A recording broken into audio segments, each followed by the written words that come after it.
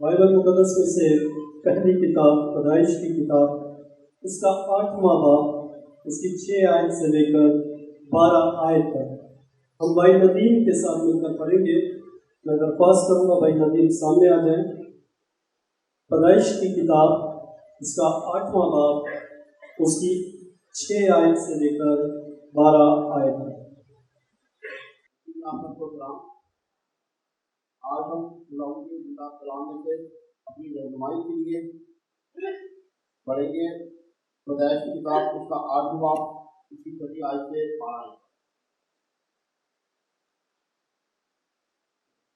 और 40 दिन के बाद यूं हुआ कि नूह ने कश्ती की खिड़की जो उसने बनाई थी खोली और उसके एक कब्बे को उड़ा दिया। सो निकला और जब तक के जमीन पर से पानी सूख ना गया इधर उधर फिरता रहा। फिर उसने एक कबूतरी अपने पास से उड़ा दी ताकि देखे कि जमीन पर पानी घटा या नहीं, पर कबूतरी ने पंजा टिकने की जगह ना पाई और उसके पास कश्ती को लौट आई, क्योंकि तमाम रोए जमीन पर पानी थे। तब उसने हाथ बढ़ाकर उसे ले लिया और अपने पास कश्ती में रखा और 7 दिन ठहरकर उसने उस कबूतरी को फिर कश्ती से उड़ा दिया। और वो कबूतरी शाम के वक्त उसके पास लौट आई और देखा तो जैतून की एक ताज़ा पत्ती उसकी चोंच में थी। तब नूह ने मालूम किया कि पानी जमीन पर से कम हो गया। तब वो 7 दिन और ठहरा। इसके बाद फिर उस कबूतरी को उड़ा दिया, पर वो उसके बाद फिर कभी ना लौटी। खुदा का पाक का पढ़ा और समझना हम सबों की रूहानी तरक्की का बायस बने, हम सबों के ईमान की मजबूती का बायस बने। खुदा पाक और खुदा यीशु मसीह के वसीला से आमीन। आज के कलाम को सुनने के लिए खुदा हमें बरकत दे। मैं दरख्वास्त करूँगा आदमी बेंजामिन बाबर साहब से कि वो सामने आए और खुदा का जिंदा कलाम हम तक पहुँचे। खुदा का शुक्र हो आज के वक्त के लिए कि खुदा ने हमारी ज़िंदगी में ये वक्त बख्शा कि आज फिर हम उसके कदमों में हों, उसके कलाम को सीखने वाले। आज जो हवाला आपके सामने तिलावत किया गया उसमें आपने 2 परिंदों का नाम सुना। 2 परिंदे, सबने गौर से सुना। 2 परिंदे कौन से थे? कौवा और कबूतरी। ठीक लिखा है कि खुदा ने आदम को बनाकर और फिर उसके बाद नूह को बनाकर और उसके हाथ में ये बातें दी कि तू इन सब चीज़ों को जिनको मैंने दिया है तुझे, तो इनका इस्तेमाल कर। इसने उसका इस्तेमाल किया। जब ये तूफान 40 दिन 40 रात, जमीन के सोते फूट निकले, आसमान की खिड़कियां खुल गई और बहुत ज्यादा इंसान के बुरा होने के सबब से ये सब कुछ हुआ। और फिर पाक कलाम में ये भी लिखा हुआ नजर आता है, खुदा इंसान को बनाने से मालूम हुआ, परेशान हुआ, दुखी हुआ कि मैंने जो इंसान को बनाया है ये इंसान कैसा है। आज इस बात को भी हम गौर करेंगे कि क्या मेरे बनाने पर खुदा को कहीं दुख तो नहीं हो रहा कि वहां पंजा रखने की जगह नहीं, हर तरफ इसराइल भी इसराइल नजर आते हैं। तो उस दौर में दुनिया काम थी और काम को दुनिया में थोड़े से ज्यादा लोग हो तो ज्यादा नजर आते हैं और आज हम भी दुनिया में बहुत नजर आते हैं। वो गलियों में हम काम हो लेकिन हमें इन लोगों को हमें फिर भी कबूल नहीं किया जाता, लेकिन रब हमें कबूल करता है। हालेलुया। वो जो दुनिया का पालने वाला बनाने वाला वो हमें कबूल करता है और अपना बनाकर हमें बहुत सी बरकत से मालूम किया। मुआबी इसराइलियों से परेशान, खौफजदा कि ये लोग हमारी जंग को निकले हैं, लिहाजा उन्होंने एक आसान तरीका अपनाया। उन्होंने बलाम को बुलाया कि बलाम आए, बलाम नबी आए और इसराइल आनंद करे। और जब वो बुलाया गया तो सबब ये है कि अपने बंदों को बरकत देता है और जिन पर वो लानत करते लानत होती है, जिनको लिए बरकत चाहते हैं उनके लिए बरकत होती है। इसलिए खुदा के मखसूओं को हमेशा अपने मुंह से बात निकालते हुए कि चंद लोगों के पास बरकत है। पहली बरकत खुदा के पास के इख्तियार खुदा के पास, दूसरा वालिदैन के पास, अंबिया के पास ये इख्तियार है और फिर वालिदैन के पास भी है। कई दफा वालिदैन गुस्से में आकर बच्चों को कुछ कह डालते हैं और जब वो मुझसे कुछ कहते हैं और जो अल्फाज आराम से कह देते हैं वो अल्फाज अच्छे अल्फाज नहीं होते। हमें अपने अल्फाज पर गौर करना है, कहीं मेरे मुंह के अल्फाज किसी को नुकसान ना पहुंचा। यहां पर एक नबी को इस्तेमाल करने के लिए बादशाह ने बुलाया और कहा कि मौबी बादशाह ने बलाम को बुलाया। जब बलाम नबी को इसको बुलाकर कहा जाए कि इसराइल पर लानत कर,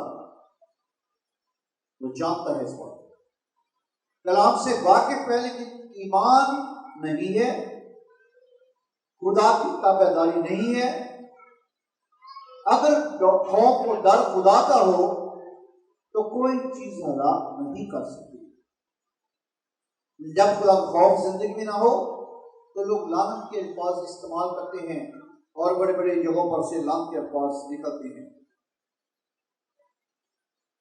और इस बादशाह ने बुलाया और कहा कि मैं जानता हूं कि जिसे तू बरकत देता है उससे बरकत मिलती है, जिस पर तू लानत करता है वो मलाऊन होता है, वो लानती होता है और लानती का कोई ठिकाना नहीं होता। इसलिए कहा कि तू उन पर लानत करके उनको बुरा भला कह।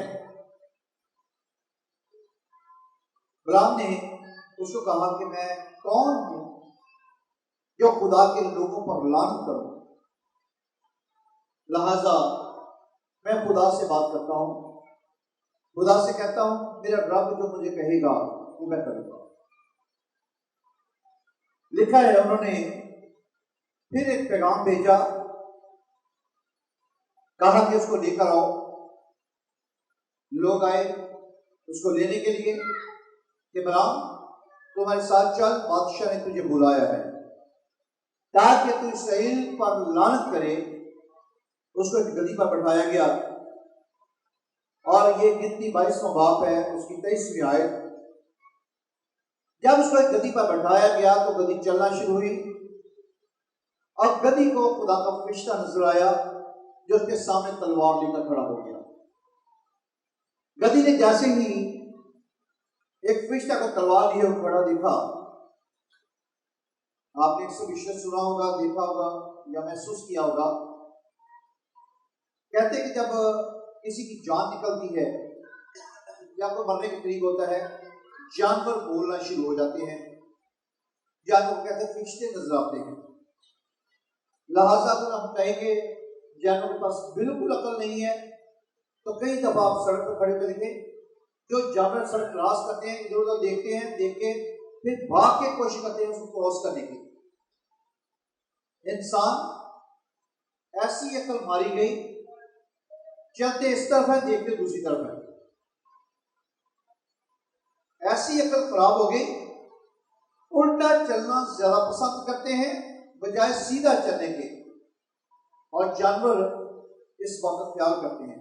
और इस गधी ने जब खुदा के फरिश्ते को देखा रुक गई और कलाम में लिखा है उससे देखा कि खुदा का फरिश्ता सामने खड़ा है, रुक गई। बलाम ने उसको मारा ताकि वो रास्ते पर आए। अगर वो रास्ते पर आए तो किस लिए? तू जा किस लिए रहा है? असूलन तो तुझे उसके पास ही नहीं जाना चाहिए। तुझे लानत के लिए बुलाया जा रहा है, तू यही बैठकर बैठे बात कर। चले, चल दिया। अब उस गधी को मारा ताकि रास्ते पर आए। जानवर फिर भी सुन लेते हैं, मार भी वो खाते हैं, फिर भी सुन लेते हैं, चलते रहते हैं। और आज के इंसान आप दूर कर देख रहे हैं, या मैं नहीं जाता और नहीं मैं करता हूं, फिर आगे देखा बच्चे, हमारे बच्चे हमारे साथ में करना शुरू हो जाते हैं। आप माँ बाप के हुक्म में तो रहना चाहिए। वो गधी मार खाकर भी सीधी हो गई और हम बुरी से अपने वालिदैन को बुरा वाला कहते हैं, उनकी साथ बदतमीजी करते हैं। जानवर कितने अच्छे हैं, मार खाई फिर सीधी चल पड़ी कि ये मेरा मालिक है, मुझे मालिक की बात माननी है। लिहाजा जब वो चली तो लिखा है जैसे थोड़ा आगे पाकिस्तान के बीच में से होकर गुजर रही थी, फिर उसने देखा कि फिर सामने तलवार लिए, नंगी तलवार लिए खड़ा है। उसे दोनों तरफ दीवारें थी, गधी ने एक दीवार के साथ उसको लगा दिया और इस तरह बलआम की कौम पिचक गया उस दीवार के साथ। उसे उसको बहुत मारा। मारने के बाद फिर बड़ा किया, चल। लिहाजा फिर वो चलना शुरू हो गई। उससे पहले वो खेत में गई थी, वहां भी मारा और आखिर में लाठी से बहुत मारा। फिर यहां पर नजर आता है आगे मुड़ने की जगह नहीं और गधी बैठ गई। उसको लाठी से मारा, तब खुदा ने गधी की जबान खोल दी। और जब गधी की जबान खोल दी, उसे कहा कि मैंने तेरे साथ क्या किया है? तूने मुझे 3 बार मारा। और आगे बलआम के कहता, तूने मुझे चिढ़ाया, तूने मुझे चिढ़ाया। काश मेरे हाथ में तलवार होती, मैं तुझे अभी मार डालता। गधी उसको बचा रही है, वो उसको मार रहा है। अगर मेरे हाथ में कहता तलवार होती, मैं तुझे अभी मार डालता। गधी ने कहा, क्या मैं तेरी वही गधी नहीं हूं जिस पर तू सारी उम्र सवार होता आया? क्या मैं तेरे साथ पहले कभी ऐसा करती थी? उसने कहा नहीं। तब खुदा ने बलआम की आंखें खोली और उसने फरिश्ते को हाथ में नंगी तलवार लिए खड़ा देखा। फरिश्ता ने कहा, देख, मैं तुझे मज़ाहमत करने आया हूं, इसलिए कि तेरी चाल मेरी नजर में टेढ़ी है। गधी ने मुझे देखा और 3 बार मेरे सामने से मुड़ी। अगर वो मेरे सामने से ना हटती तो मैं तुझे मार डालता, लेकिन इसको जीता छोड़ देता। मैं तुझे मार डालता, लेकिन इसको जीते छोड़ देता। बलआम ने कहा फरिश्ता से, अगर तुझे बुरा लगता है तो मैं लौट जाता। गौर करें इस बात पर, अगर तुझे बुरा लगता है फरिश्ते को क्यों अच्छा लगेगा? खुदा के लोगों पर लानत करना फरिश्ते को क्यों अच्छा लगेगा?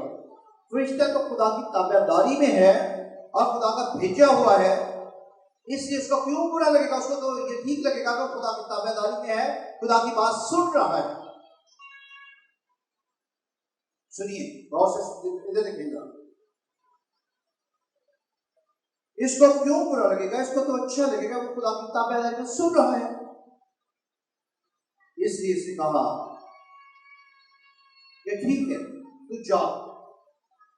अब देखना ये है, तू जा रहा है, तू क्या करेगा? क्या तू वहां जाकर उस बात पर जिसके लिए तुझे रोका गया, तू क्या करेगा? यहां पर हमें एक बात नजर आती है, उसको भेजा गया जा, लेकिन उसे किया क्या? अब 3 दफा उसको मुख्तलिफ जगह पर मकाम दिया गया, जगह दी गई कि चल लाम कर। क्या किया उसने? पहली दफा जब कहा गया कि जा इस मेंढा पर चढ़ जा, उसने कहा मुझे पहले कुछ चीजें दो ताकि मैं घबरानी चढ़ाऊं। एक ऊंची जगह पर चढ़ाया गया। अब कहा कि चल यहां से खड़ा होकर लाम कर, और सिर्फ इससे शुरू की कहने लगा, मोआब के बादशाह, तूने मुझे मशरक़ के पहाड़ों से बुलाया कि आजा मेरी खातिर यकूब पर लाम कर, ईसाई को फटकार। मैं उस पर लाम कैसे करूं जिस पर खुदा ने लानत नहीं की? मैं उसे कैसे फटकारूं जिसे खुदा ने नहीं फटकारा? ये बात याद रखें, कभी किसी इंसान पर लानत ना करें, कभी किसी को ना फटकारें। हम बातों बात में आराम से लानत हो तुझ पर, बड़े आराम से कह देते हैं।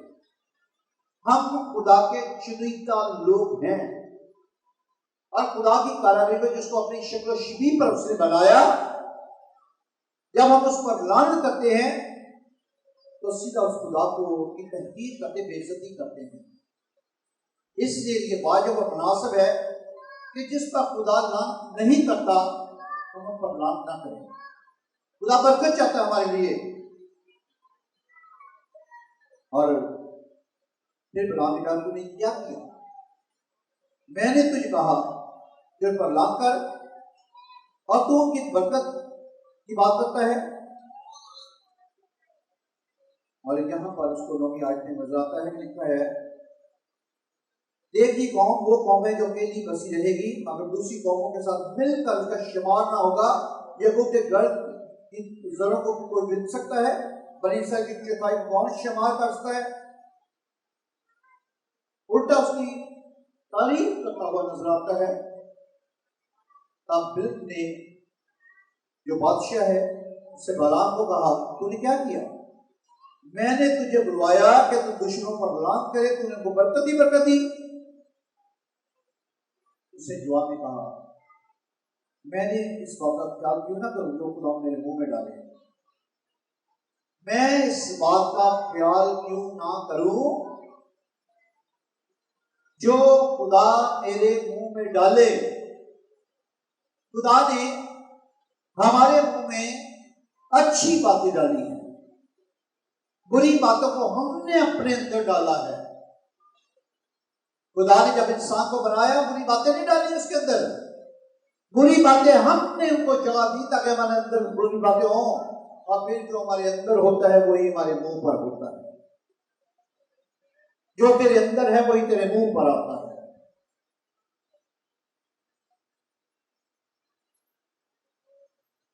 ये शख्स यहां पर हमें देखने की जरूरत, गति रुकती है, ये बढ़ता है।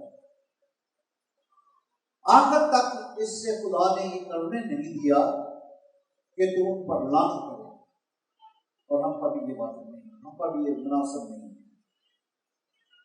कलाम मुक़द्दस में देखें तो हमें एक बात नजर आती है।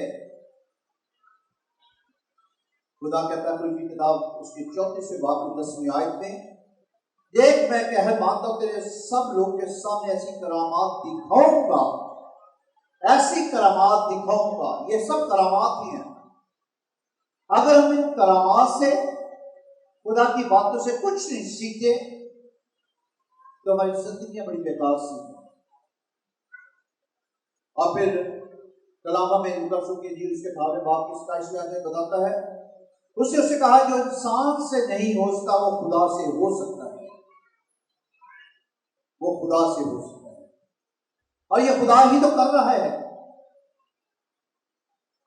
आगे हम देखते हैं तो हमें सलातीन की किताब के अंदर ऐसी नीचियां नजर आएंगी जो ईशा को जो बच्चे चढ़ा रहे थे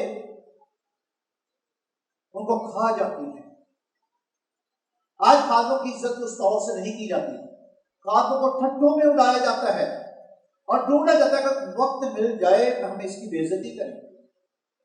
लोग कलाम सुनने काम कई दफा आते हैं, कुछ ऐसे लोग भी होते हैं जो वीक पॉइंट होते हैं, गलती करे से बस 99% वाले ठीक बोल दे, एक लफ्ज उत्ते खड़े हो जाए, मैं खुदा नहीं, खुदा वो है। जिसके मुंह से हमेशा सही निकलता है। इंसान होते हुए हमसे गलती खता हो सकती है, नबियों से गलतियां हुई, उस्तादों से गलतियां हुई, खातों से गलतियां हुई। असी सारी सामना दूजे का तिनका भी नजर आ जाता, पर शतीर नजर नहीं आता। असी खातमा के पीछे इतना लगे आज यो ही तस्लील हो रही खुदा दे, और जो खुदा के खादम की इज्जत नहीं करता वो खुदा की इज्जत नहीं करता। खुदा कहता है जो मेरे खादम को छूता है मेरी आंख की पुतली को छूता है। खुदा ने इतना सेंसिटिव रखा, इतना हसास रखा, इतनी मोहब्बत दिखाई, उसका इसका जुम्मा मैं लेता हूं, इसका इंसाफ मैं करूंगा, मुझसे मैं हूं। यहां पर खुदा के बंदा को मजाक किया जाता है, पीछे आवाजें कसी जाती हैं। और क्या इतने बच्चे जब चढ़ा रहे तो लोग हंस रहे होंगे, रोका नहीं बच्चों को।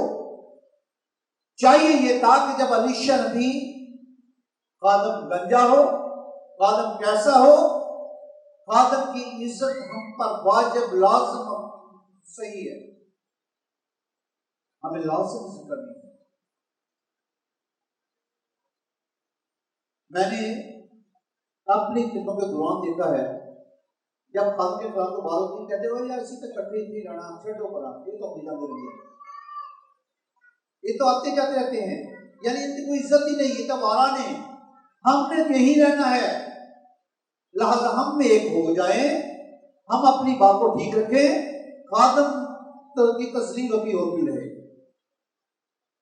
खादम की सच्ची बातों को भी अपने दिल में रख कर देखें। खादम कोशिश करते हैं तब मकान में मुझसे कोई गलती खता ना हो, डरते हैं खुदा से,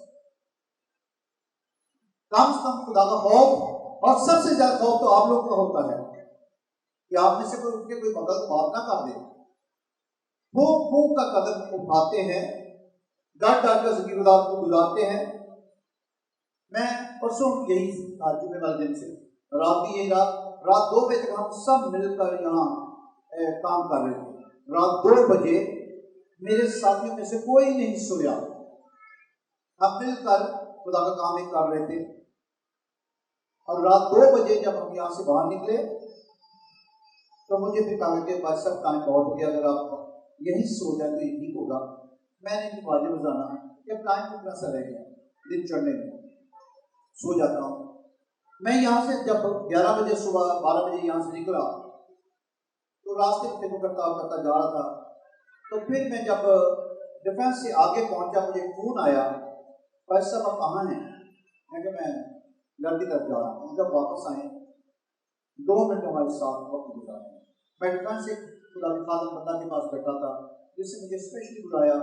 मैं हम कुछ कलाम की बातें, दुख सुख की बातें कर रहे थे, क्योंकि हमारे साथ करना है, हम बाप हैं और बाप के साथ बच्चे बातें करते हैं। मुझे वहां से फोन आया, मैं वापस फिर कलीसिया। हम तो एक आवाज की मार है, हमें कोई बच्चा बुला ले, हमें कोई बहन बुलाए, कोई बेटी बुलाए, कोई बुलाए, हम फौरन भागे चले आते हैं, कहीं कोई नाराज ना हो जाए। यहां पर इस अलीशा को चिढ़ाया गया, चिढ़ गया, और उसको क्या कहते हैं, गंजे सिर वाले चला जा गंजे सिर वाले। आदम इतना चिढ़ गया कि उसे मुड़कर उन बच्चों की तरफ देखा कि क्या इनको रोकने वाला कोई नहीं, जो आज इस उम्र में बच्चे खुदा के खादम की इज्जत करते, बड़े होकर तो खादम का जीना हराम कर देंगे। आज इनको रोकने वाला कोई नहीं, कम से कम कोई ऐसी बात हो जाए ताकि इस बात के होने के बाद लोग अपने बच्चों को रोकें कि रुक, तुझ पर वाजिब नहीं खुदा के बंदा पर उंगली उठाना, आवाज कसना। किसी ने वहां उसको नहीं रोका, उनका मुंह बंद नहीं किया। खुदा के बंदा ने जंगल की तरफ, खेतों की तरफ देखा, वहां से ऋषि को इशारा किया, वहां से निकले 18 बच्चों को खा गई। यकीनन बाबेला बहुत होता होगा, ये भी कहा गया होगा, खादम ने कहा ऋषियों को खा जाओ, खा गई। तुमने उसकी इस बात को, छोटी सी बात को देखते तब नहीं देखा जब खुदा के बंदा उस नबी को की तस्लीम की जा रही थी, तब किसी ने रोका। आप वबेला क्यों? बहुत से लोग खुदा के खातों की इज्जत नहीं करते, मरते हुए मैंने देखा है, परेशान देखा है। परेशानियां तब खत्म होंगी जब हम खुदा के खातों की, उसके घर की इज्जत करना शुरू करेंगे। उसके घर को हम अखाड़ा बनाते हैं। यदि किसी की चलती है चर्च आगे चलती है, चले चर्च चलते हैं, वहां देखेंगे, वहां ये करेंगे, वहां वो करेंगे। लिखा है वहां से ऋषियां निकली और उसने उन बच्चों को खा लिया। उसके बाद खुदा कैसे कैसे काम लेता है, कैसे कैसे हमारी अक्लों को, हमारी सोचों को, हमारे ख्यालों को, हमारे किरदार को सीधा करना चाहता है। दानियल की किताब के अंदर हमें नजर आता है, 6 बाब के अंदर, उस ईमानदार को, खुदा के बंदा को शेरों की मान में डाल दिया गया। कलाम पढ़ने वाले, कलाम को जानने वाले, पहचानने वाले, सुनने वाले इस बात को जानते, शेरों की मान में डाल दिया गया। खुदा ने शेरों के मुंह बंद कर दिए ताकि पता ये चले कि खुदा के बंदों पर कोई शेर, कोई जानवर मुंह नहीं खोल सकता। Hallelujah, hallelujah. खुदा के बंदों पर कोई जानवर, इसलिए तो तारा बादशाह ये कहता हुआ नजर आता है, जो फेंकवाने वाला, जो पूरी रात सोया नहीं, पूरी रात परेशानी के आलम में, कहता हुआ नजर आता है, दानियल, खुदा के बंदे, तेरा खुदा मुबारक हो जिसने तुझे बचाया। खुदा जानवरों से, परिंदों से, दरिंदों से कैसा कैसा काम लेता है। यहां पर अगर कोई शख्स इस बात को जान ले तो खुदा के खौफ में जिंदगी गुजारे, ताकि दुनिया में जितनी आफात, जितनी मुसीबतें, जितने दुख हैं, कम से कम मेरी जिंदगी में ना आए। बचने का बेहतरीन तरीका, ताकि जो जिंदगी खुदा ने मुझे दी है, कम से कम मैं उसको ऐसा तरीका से जी लूं। और इस किताब से हम ये सीख सकते हैं। किताब मुकद्दस में हमें मछली भी नजर आती है, यूना नबी की किताब के अंदर, जो यूना को निकल गई। खुदा ने मछली से काम लिया, निकल गई, और जब निकल गई तो आप ये जानते हैं कि मछली के पेट में रहकर सांस का हाल क्या होता है। खुदा अपने बंदा को वहां सांस प्रोवाइड करता रहा। खुदा ने वहां अपने बंदे को हलाक नहीं किया। खुदा चाहता है कि सबकी तौबा तक नौबत पहुंचे, जो खुदा से भागते, खुदा के करीब आ जाएं। और जब वो तरसीस जाने वाले जहाज पर बैठा और वहां से फेंका गया, मछली ने पकड़ा, तब तक मछली अपने पेट के अंदर उसको महफूज रखा। सब इससे खुदा ने काम लेना है, लिहाजा मैं इसको महफूज रखूं, और जब मेरा बादशाह, मेरा मालिक, मेरा खालिक हुक्म दे, मैं इसको साहिल पर उगल दूं। और यही हुआ। तीसरे दिन उसे उगल दिया। इंसान है, पर यूना हो, वो वहां बाहर जाकर इस इंतजार में कि मैंने जो मुनादी की गई, उस मुनादी के तहत अब ये सब लोग मर जाएंगे। खुदा नहीं चाहता कि मरे, खुदा किसी की हलाकत नहीं चाहता, बाकी सबकी तौबा तक नौबत चाहता है। खुदा यूना पर नाराज हुआ है, तू कैसा क्यों चाहता है? तू उस बेल को देख जिसको ना तुमने उगाया, ना तूने पानी दिया, तो इस पर भी नाराज, और जिनको मैंने अपने हाथों से बनाया, तेरे नाराज होने पर मैं उन लोगों को मार दूं। खुदा ने मछली से काम लिया, खुदा ने मछली से और भी काम लिया। जब टैक्स देना था तो अपने शागिर्दों को भेजा, जाओ दरिया पर जाओ, और वहीं पर उसे एक मछली को हुक्म दिया ताकि मुंह में मस्काल लेकर आए, सिक्का लेकर आए। कहता आधा मेरा अदा कर दो, आधा अपना अदा कर दो। यह भी सिखाया कि हमें टैक्स भी देना है। साढ़े मीटर कट जाते हैं, असि टैक्स नहीं देते। फिर दूसरे से कनेक्शन मांगते, जरा बिजली तो दे दो, गैस को छत को दे दो। हम टैक्स ही अदा नहीं करते जिसका हुक्म है और जो हमें यीशु मसीह ने सिखाया। एक मछली से काम लिया। मैं कहता हूँ कि मछली तब तक तड़पती होगी जब वो चलते होंगे तो कहती होगी मैं लेके घूम रही हूँ, पता नहीं कब आएंगे ये लोग। फिर मछली को ये भी पता था किस मकाम पर आएंगे कि खुदा का उसका आपस में तल्लुक बन चुका था। वो उसी साहिब पर, उसी मकाम पर खड़ी हुई है जिस जगह लोगों ने आकर उससे पैसे वसूल करने दे मस्काल, ताकि ये पैसे उस जगह जमा करवाए जाए ताकि टैक्स अदा हो जाए। ये जान का टैक्स था। और यही मछलियां जब खुदा यीशु मसीह ने हुक्म दिया था कि अपना जाल डालो, उससे पहले पूरी रात जाल डाला गया, नहीं आई। और जब खुदा ने फरमाया तो ये हुक्म मांगती हैं, वहां हम नहीं हैं जो हुक्म नहीं मांगते। 10 काम हर दफा सुनाए जाते हैं। क्या सब लोगों ने अब तक इन बातों को मान लिया? क्या सब लोगों ने अपने माँ बाप को एहतराम करना शुरू कर दिया? क्या सब लोगों ने ये सोच लिया कि हम एक खुदा की सताइश करेंगे? क्या सब लोगों ने सोच लिया हम सबक के दिन को पाक मानेंगे? क्या सब लोगों ने सोच लिया हम झूठ नहीं बोलेंगे, हम कत्ल नहीं करेंगे, हम पुरुष का हक अदा करेंगे? सुनते हर दफा, लेकिन कितनी बातों पर ईमान लाकर सुनकर अमल किया। खुदा का काम तो यही कहता है, मुबारक रूह है जो मेरे काम को सुनते और उस पर क्या करते हैं, क्या करते हैं, अमल करते हैं, वो मुबारक हैं।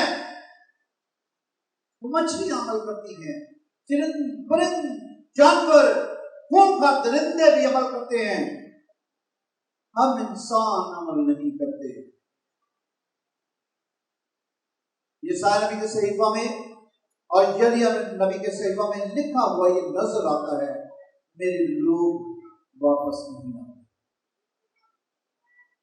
गधी अपने मालिक की चलनी को पहचानती है, लेकिन मेरे लोग नहीं पहचानते, मेरे लोग वापस नहीं आते।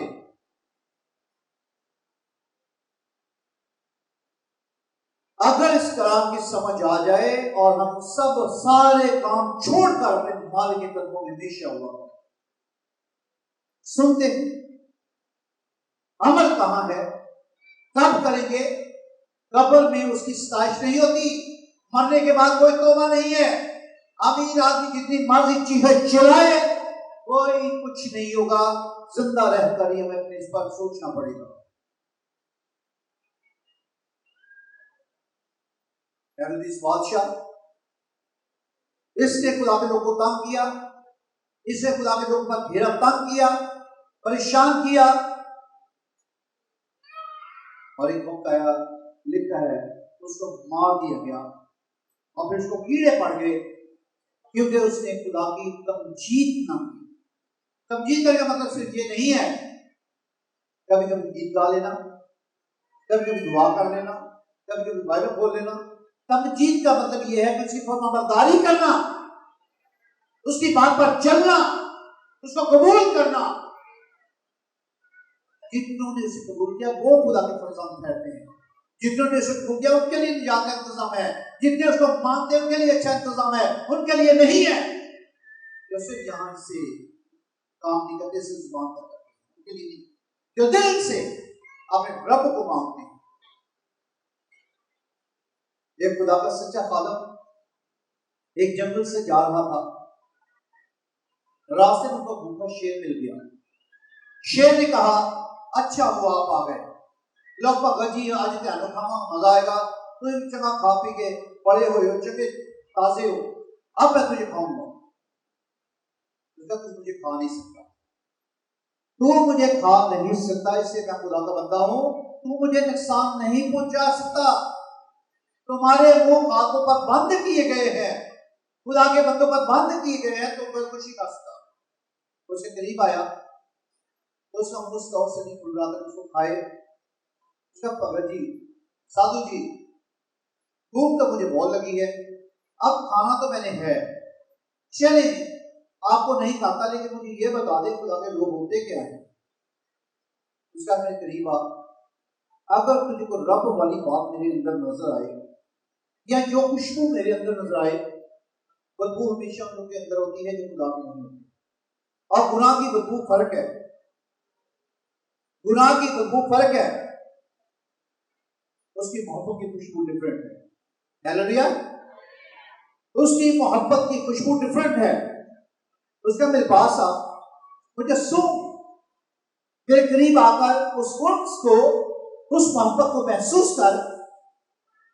उसको देखा, करीब आया, उसके पाँव में आगे होकर सूंघा, हाँ समझ आती है तुझे नहीं मुझे खाना चाहिए, वाजिब नहीं है, तो खुदा का बंदा है, लेकिन ये बता मैं क्या करूं, आज तक कुछ करूंगा, मैं खाऊंगा, खाऊंगा भी इंसान को, कभी सामने जा, अगर तुझे खुदा वाला का बंदा नजर ना आए तो खा लेना। वो सामने के इलाके में चला गया, एक बंदा चारपाई के ऊपर लेटा हुआ था एक दरख्त के नीचे, वो उसके ऊपर चढ़ गया, उसको मारा, हलाक किया, उसको खाना शुरू कर दिया। और जब यहां तक खा चुका तो उसको ऊपर से ये नजर आई, यहां से खुदा वाली बात है, उसे खोपड़ी को मुंह में लिया और उस साधु के पीछे भागा। कहता साधु जी एक गल मैनूं दसो, मैं जो इतने तक खाता तो रब वाली कोई गल खुशबू नजर नहीं आई, लेकिन जब मैंने मुंह के करीब किया तो मुझे खुदा की वो बात नजर आई, तो क्या करूं। उसके तू कलाम नहीं जानता, लेकिन सुन, ये कौम मुंह से तो मुझे खुदाऊं खुदाऊं कहती है, लेकिन इनके दिल मुझसे, इनके दिल मुझसे, चंगी तरह कह दो चंगे रहोगे, इनके दिल मुझसे दूर हैं। ये मुंह से मेरी सताइश करते हैं, लबों से मेरी हमद करते, तारीफ करते हैं, लेकिन इनके दिल मुझसे दूर हैं। यहां तक तूने इसलिए कहा कि जैसे मुंह तक हमद करता था, इसका दिल मेरी तरफ नहीं था, मेरे अपने खुदा की तरफ नहीं था, इसलिए तो ये खुदावली इस तरह बात कर रही है। आज बहुत से लोग दुनिया में ऐसी जिंदगी गुजारते हैं जो खुदा की तारीफ करते हैं और सिर्फ मुंह से खुदा की हमद करते हैं, दिल से नहीं। अगर उनके सोच ख्याल दिल हमेशा खुदा की तरफ लग जाए, कभी हो नहीं सकता कि वो खुदा के हो ना जाए, उनमें वो खुशबू बस ना जाए जो खुदा वाली खुशबू है। ऐसी बदबुएं, ऐसी चीजें जो उनके अंदर नहीं होती वो खराब करती हैं। आप आकड़ा में देखते हैं क्या वो उसमें ये नजर आएगा, जो पिछले दिन मैंने एक हवाला आपको बताया था कुल की किताब में से, वो सारे जानवर, वो सारे, मैं उसको तफसील में नहीं जाऊंगा, लेकिन आप जानते हैं कि कितने जानवरों ने, कितने मच्छरों ने, टिड्डियों ने, बटेरों ने, कौवों ने, सब ने कुछ न कुछ कलाम में काम करते हुए नजर आते हैं, खुदा के जलाल को जाहिर करते हुए नजर आते हैं, दिखाते हुए नजर आते हैं कि हमें कैसे जिंदगी गुजारनी है। कौवा भी हमें नजर आता है सलादीन की किताब के अंदर, जो खुदा के बंदा को रोटी खिलाता हुआ नजर आता है देखो, और जब उसको हुक्म किया गया कि वो खुदा के बंदे की परवरिश करे, और लिखा है कि कौवे सुबह को रोटी और गोश्त और शाम को रोटी और गोश्त लाते थे खुदा के बंदा के लिए, और उसको उस एक नाले जंगल के पास, नाले के करीब बैठा दिया गया था, वहां पर वो खुदा की गुरबत में था, वहां उसको सारा कुछ मुहैया हुआ। आज हमें गौर करना है, हम खुदा के कितने काबिल हैं, हम खुदा के कितने लोग हैं, हमारे अंदर खुदा का खौफ कितना है, क्या हम खुदा को मानते हैं, अगर मानते हैं तो फिर कैसे जिंदगी गुजारते हैं। अगर जानवर होकर वो खुदा की बात मानते हैं तो हम इंसान होकर क्यों नहीं मानते। तेरियां सिद्धा दामन गई इंसान भी थोड़े, ये गीत जब मैं सुनता हूँ और मैं सोचता हूँ खुदा ने इंसान को बनाया, पीछे उसके हम करते हैं, इंसान भी हम करते हैं, लेकिन क्या दिल से करते हैं? क्या खुदा के वाकई पैरोकार हैं? क्या हम खुदा के सब पैरोकार यहाँ बैठे हैं? अगर खुदा के पैरोकार बैठे तो अगर कोई जिंदगी में कुछ गुनाह है, गलती है, खता है, तो आज नहीं छोड़ वो सलीब वाला जिससे कफीदिया दिया, जिससे मेरे और आपके लिए खून बहाया, अगर आज तक उसको हम समझ नहीं पाए तो कब समझेंगे? कब जानेंगे? बड़े गीत गाते तेरी कदर वो जाने जरा जख्म पहचाने। क्या हम उसको जख्म को पहचान नहीं सकते? हम क्या उसकी कदर नहीं करेंगे? अगर आज आप सोच लें कि मैं उसकी कदर आने का करूंगा, मैं इस काम पर चलूंगा, तो नामुमकिन कोई बात नहीं।